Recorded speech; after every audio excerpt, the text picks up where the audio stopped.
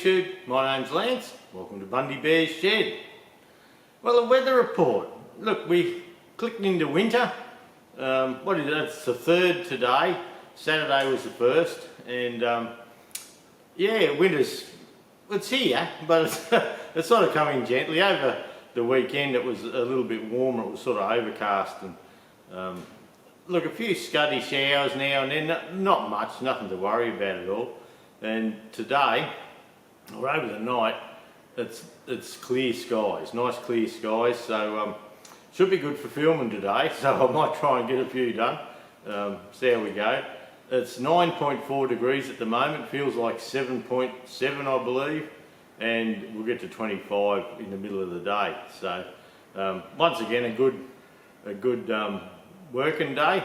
I've got my safety flip-flops on, and it's a bit cool and my toes are aching. But anyway, I'll probably make it through the day. I shouldn't perish from achy toes. Well, I don't think so anyway. If there's no stew next week, you'll know. You'll know wearing thongs or flip-flops to the shed is what bloody took me out. See how we go with that. But yeah, just a bit cooler, and instead of just in summer we just have a shirt on and that's it, but now we've got a singlet and I have a t-shirt under my shirt too, so saves putting bulky coats and that on. And Queensland's one of those places that we all own coats, but we don't get them out that often. You get a coat out, I find if I go somewhere and go to a tractor show or something, I've got like a dry as a bone vest. You have to look up dry as a bone.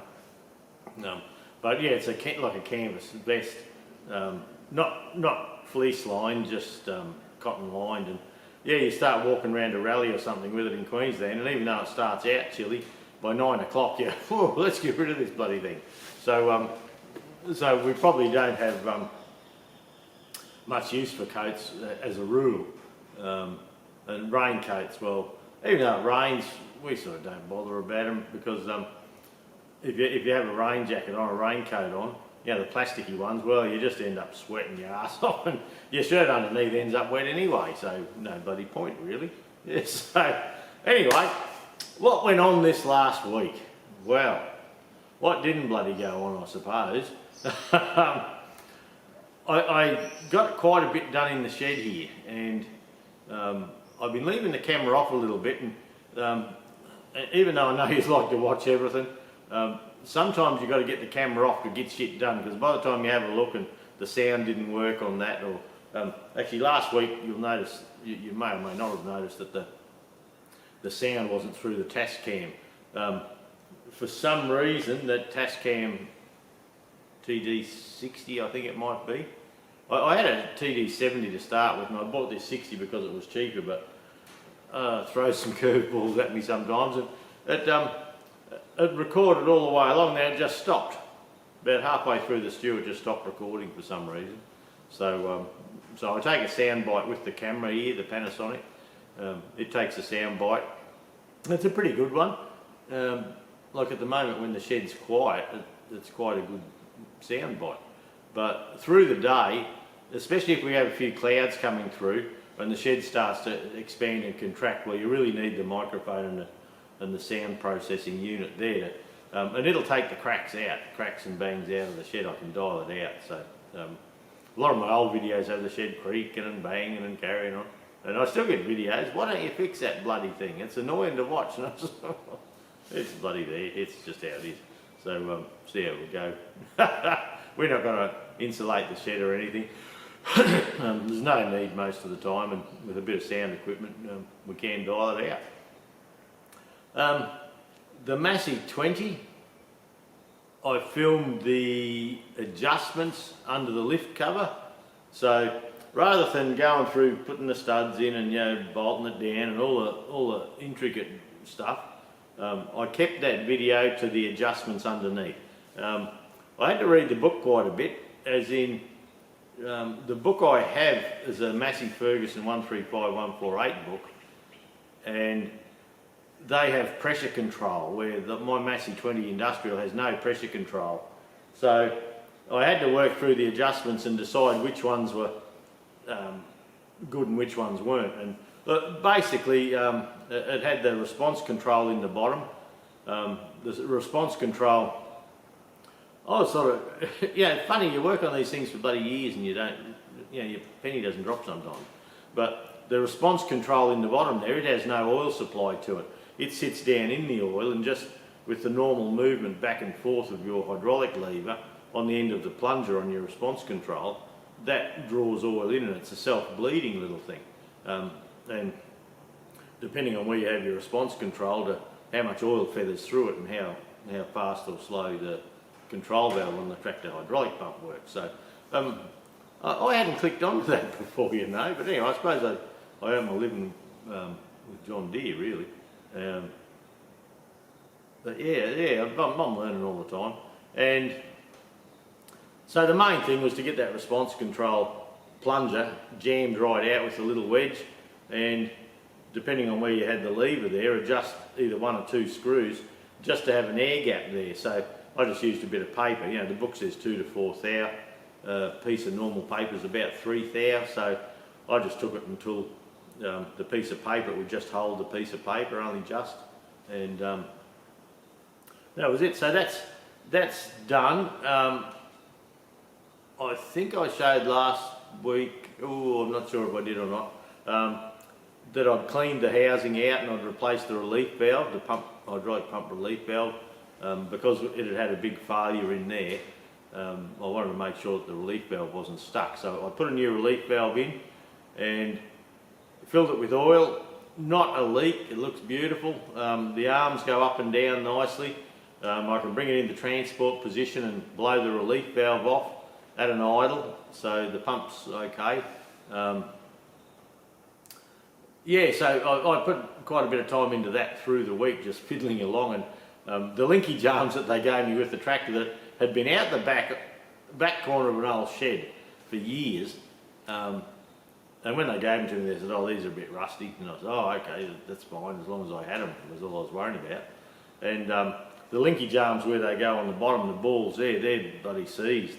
And so what I've done, I've bolted them on there, and most times I've had them before, and I use this CRC, where are they? CRC Penetrate.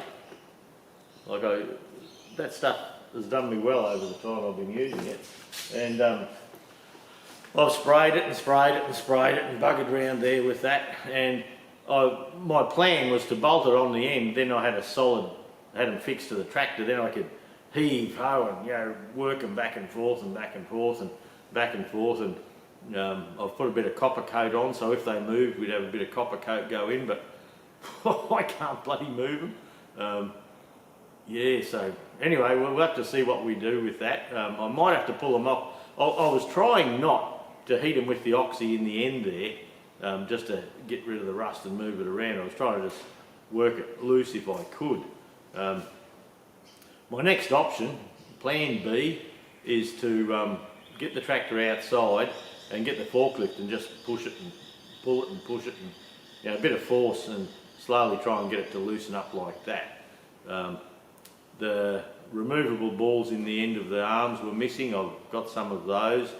The levelling box, well, I haven't filmed any pulling the levelling box apart, but holy dooly, she was tight.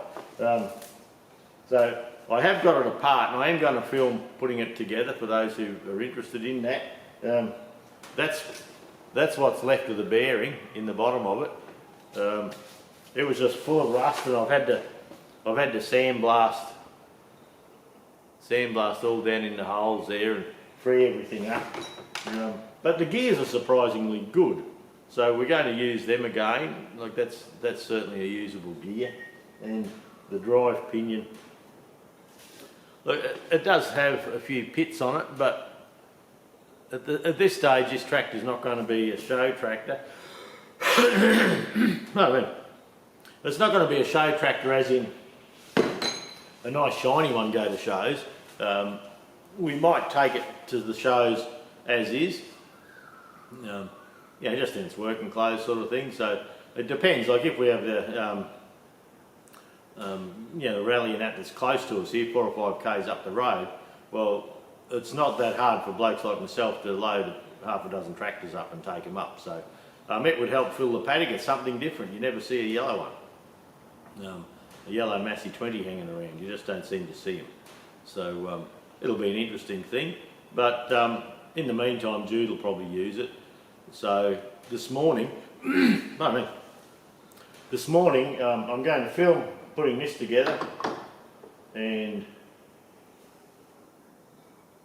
there will be this week, I got edited the other day pulling the injection pump apart for the B414 for the Toft loader for the club. I haven't yet edited putting the pump together, and today I was thinking I might like to get the injectors done here too. So, and I've been putting it off a bit because the big old injector tester, God, that's a heavy old thing, and I've got it sitting up on top of a fridge, and you got to get it down and lift it around and bloody tuck your cods up.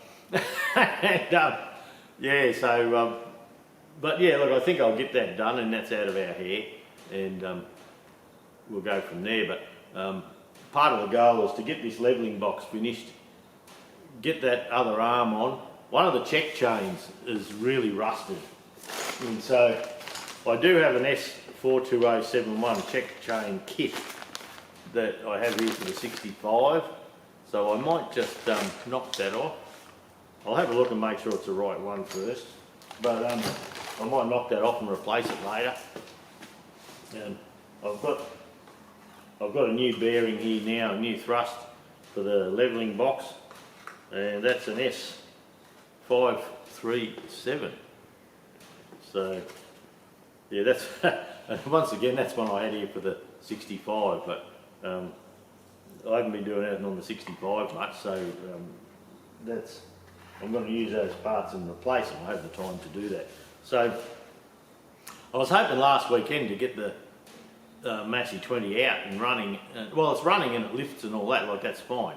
I want to take the gauge off the power steering, it's still there from when we did that. And I want to take it out and give it a really good bath. Yeah, wash everything up. But like, it had a pressure clean when I first bought it. They pressure cleaned it before I bought it.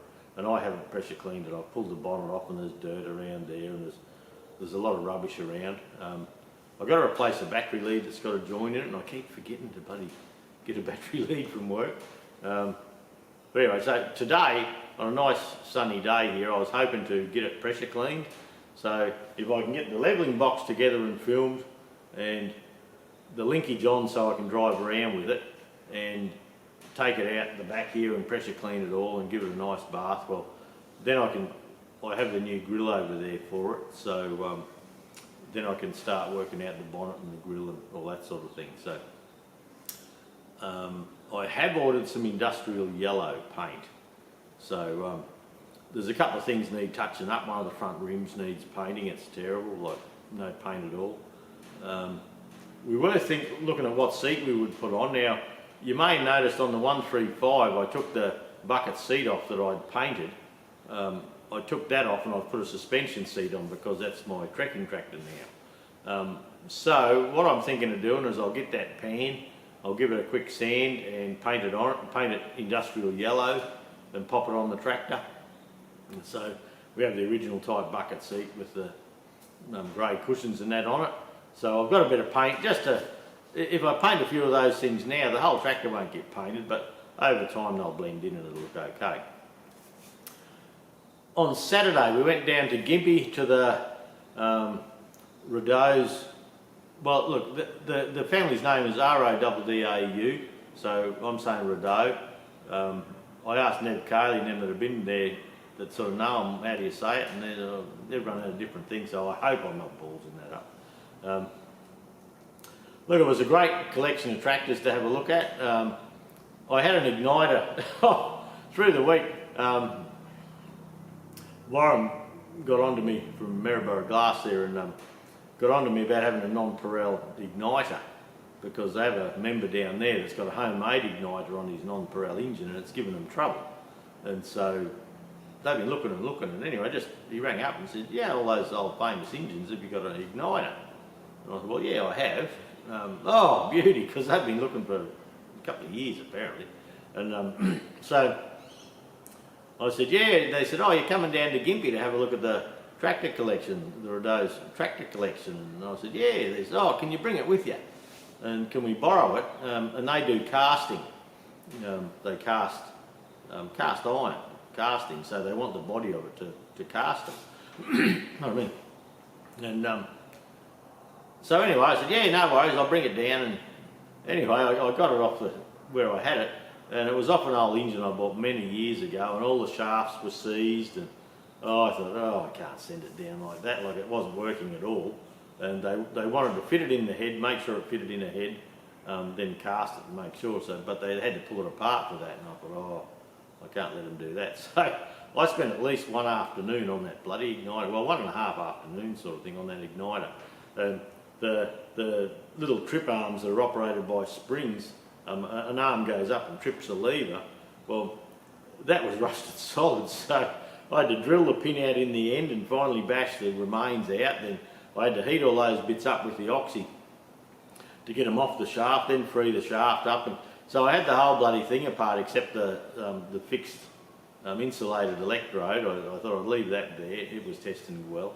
And so yeah, by the time I got that out and I sandblasted it and made sure it was nice and tidy and cleaned everything so it moved, and that was a whole afternoon. And some of the next afternoon, even the springs were a bit dicky, so I rehashed them a little bit and filed things up and tidied things up, and and put a bit of I ended up using the CRC rust converter on it, and then I put a bit of zinc paint over the top. So yeah, just saying, yeah, I got one there, I'll bring it down to you. Well, that that took up a couple of evenings. So anyway, that's how it works out.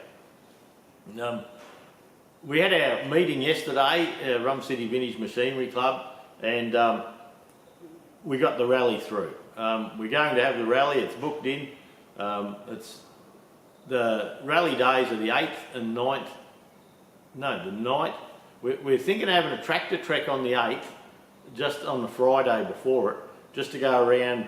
I'll Nev, one of the members, he's got a 65 collection and a V8 Massie and a grey and gold and all that. So we're thinking on the Friday just a quick 30-40k loop to Nev's place for a cup of tea and a look at his collection, then come back through town and let everyone know that it's on. Through a few old tractors through town, and we'll probably send some home, but a couple of us will go through the town with the signs on, just letting everyone know the rally's on. And then the rally days, the Saturday and the Sunday, the 9th and 10th of August 2025. So we have the grounds from the from the Thursday, so which would be the 8th.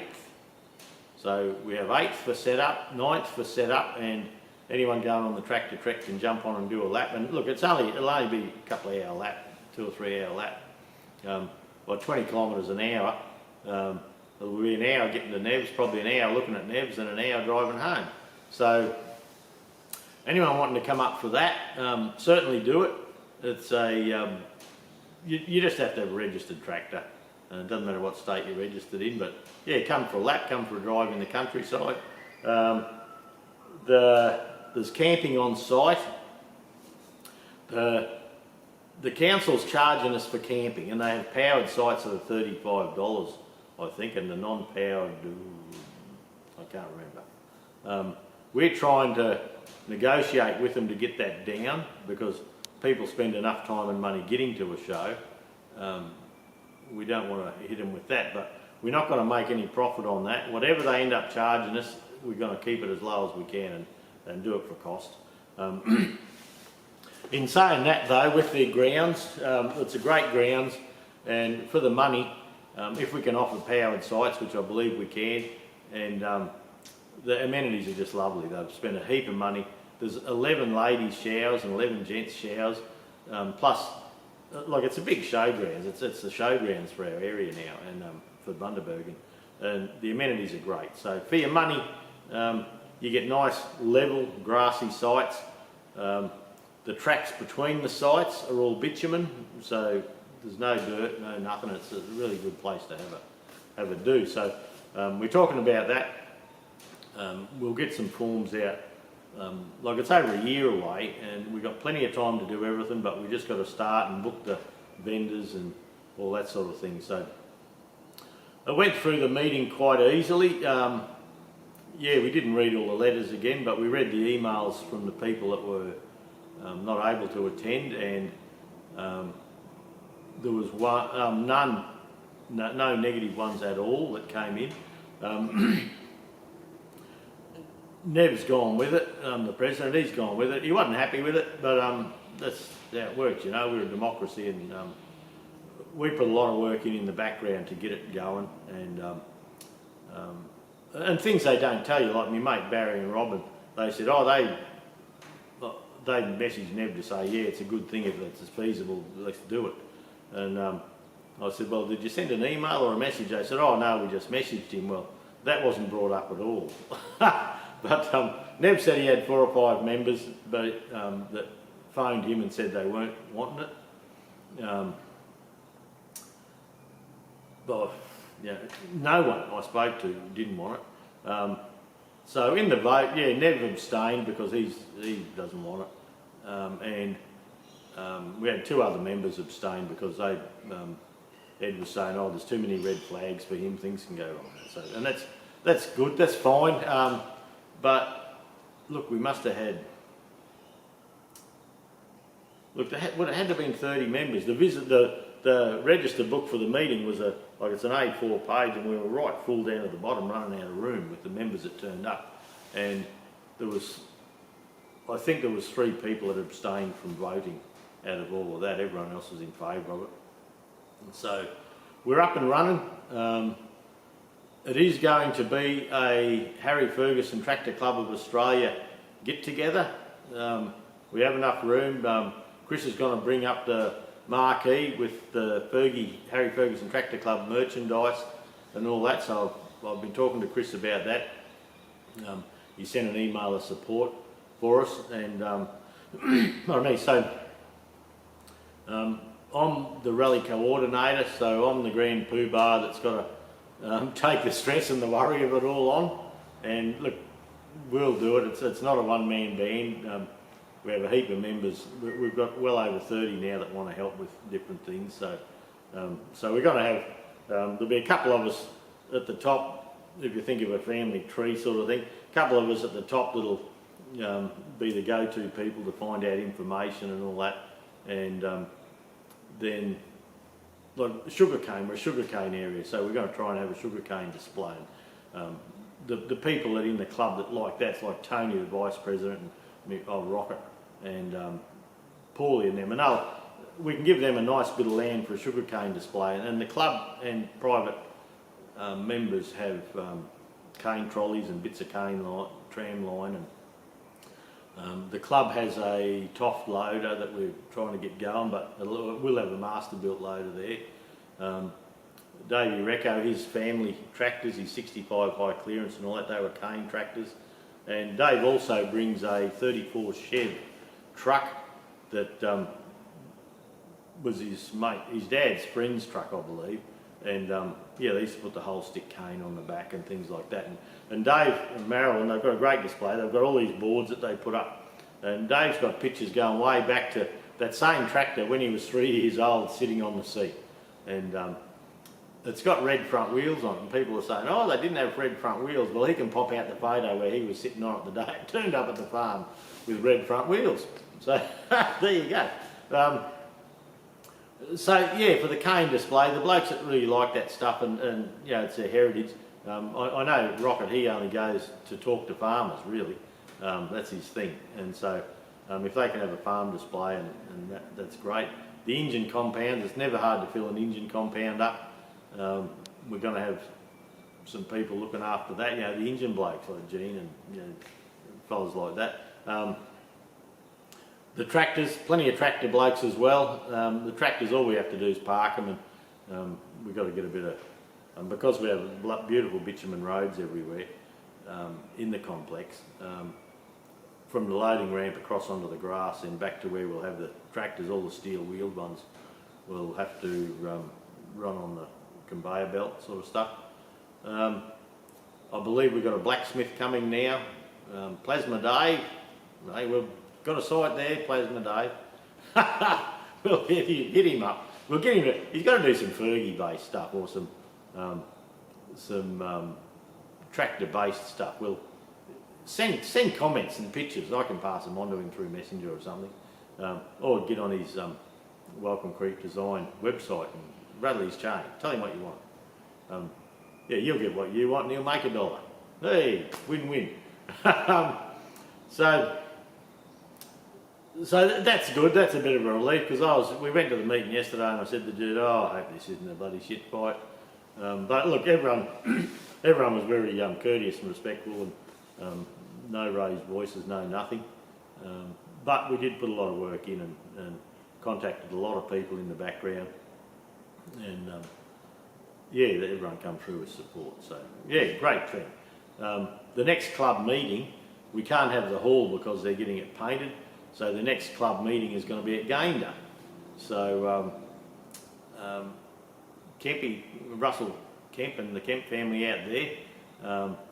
I'll get to see Russell's shed. Woohoo! I might take the camera. I don't know. He might not. I'll see.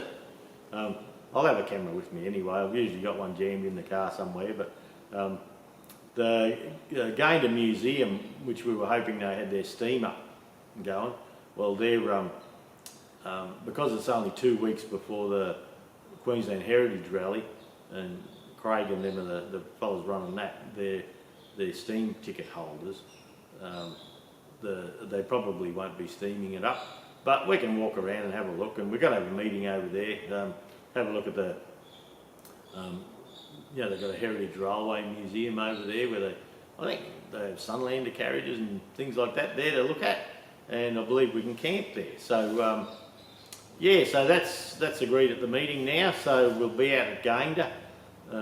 And because we have members, like we're in Bundaberg and we have members in Harvey Bay and we have members in Gladstone, and which is an hour or so, hour and a half each way, depending on, easy.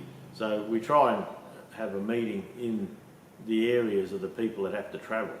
For Russell and Cindy and had to travel over from Goer, it's a couple of hour run. By the time you jump in the car and get over here to a meeting and sit there and have a chat for a while and get home, it's a couple of hours. So yeah, if we're having a meeting out there, and we'll probably maybe have one in Harvey Bay or one in Calliope or Gladstone, somewhere like that. So so the next one's in Goer, so that'll be okay. Now for the rally, the back work starts. There's things like I'm going to ask for a stock take of the fencing and the posts and things like that, because with the Harry Ferguson Tractor Club coming along, the tractors are pretty good, they don't need fencing. But Fred and Zach, Fred was telling me yesterday he'll see if he can bring a couple of 100 chainsaws. Yeah, that'd be great. Well, the camera just reached its limit.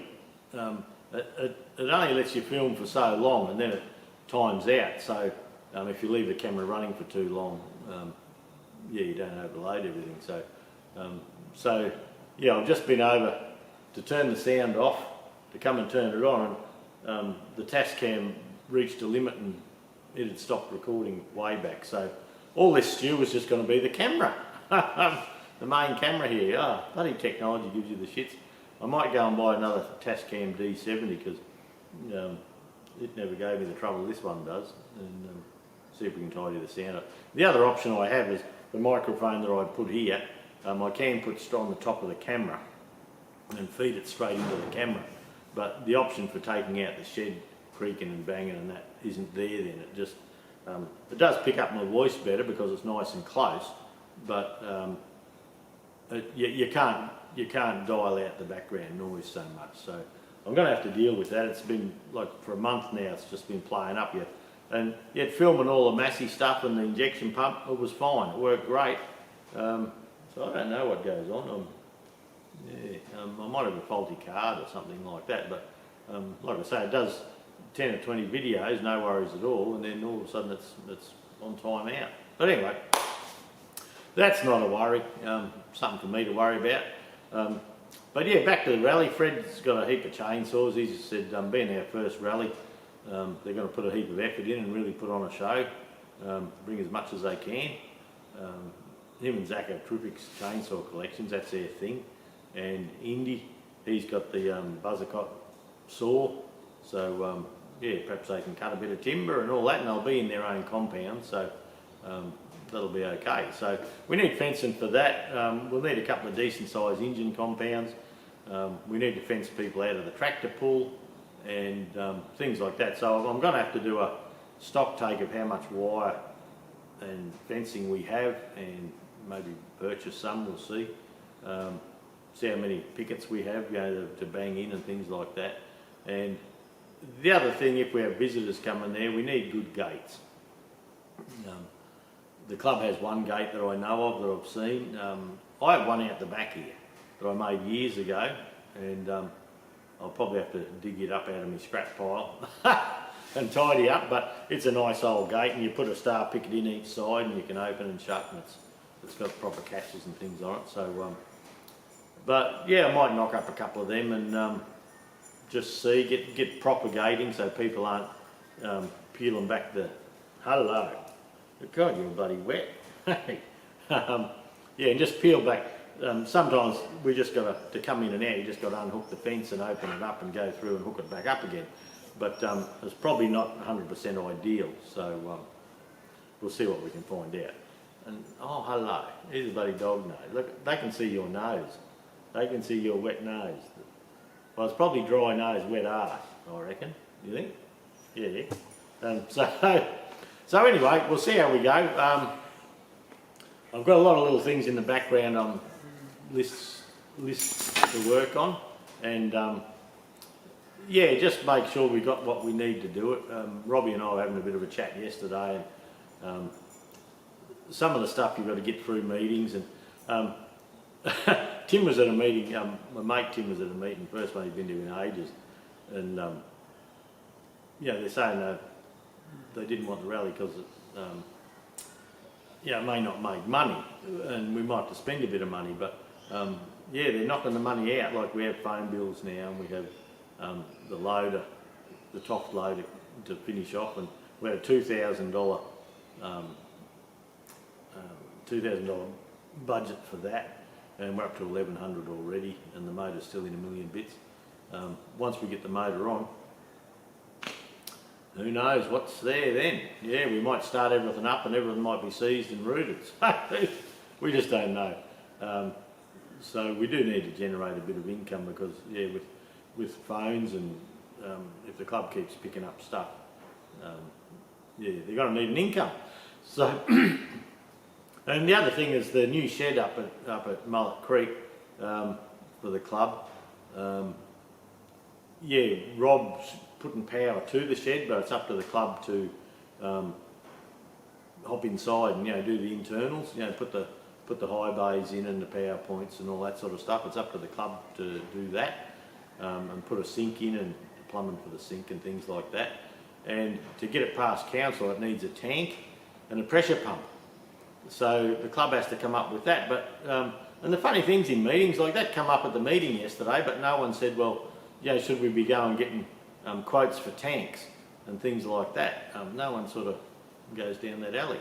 So I don't know, unless they're expecting Rob just to pay for it, but he's already given us a whole bloody shed and got the power to the shed, and you know, leasing us the land for our part of the museum for $1 a year and things like that. So so anyway, the club's good at spending, but just the membership for 96 members and the Agro Trend Rally with a raffle, you know, $1,800 there, it's just not going to cut it. So we do need to make this thing pay. We'll see how we go. I think we'll be pretty right. Okay, that's enough waffle from me. I did walk up and down the rows at the Rideau's Massie collection. There's a few different things there. There's a Massie 50. They got Massie Ferguson 50 on it, but it's probably a Massie Harris 50.